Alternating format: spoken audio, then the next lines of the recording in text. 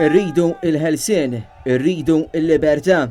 Dik kienet lajta minn numru ta' immigranti li jinsabu fiċ-ċentru ta' detenzjoni f'Ħalfar waqt protesta li seħħet aktar kmieni tul il-ġurnata. Ovvjament ma nafux eżatti għaliex qed tiġri din il-protesta iżda li nafu li n-numru ta' migranti li warajna din l-isnu kontinwament il-kelma freedom, iridu il-ħelsien, iridu il-libertà. Kien l-ħabt ta' sija u nofs ta' wara nofsinhar meta Net News irċieva numru ta' rapporti li bdiet protesta f'ċentru tal-immigranti f'Ħalfar.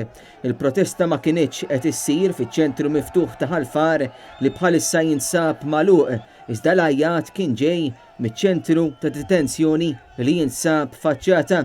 Fil-ħin li għamilna qrib l-entratura ta' dan iċ-ċentru rajna fost l-oħrajn minn tal-anqas 3 ambulanzi, il-preżenza ta' diversi infermiera kif ukoll it-tobba tal-emerġenza Michael Spiteri u Jonathan Joslin. Rajna wkoll moviment kontinwu minn membri tal-Forzi Armati ta' Malta u kif ukoll il-Pulizija tad-Distrett u mit-taqsima tar-Rapid Intervention Unit.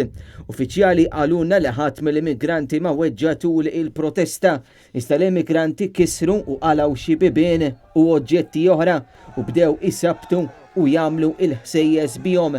Tul il-protesta stajna ninnutaw ukoll numru ta' migranti li telgħu fuq il-bjut fil-waqt li oħrajn ħarġu fit-twieqi u bdew ixejru il-flokkijiet.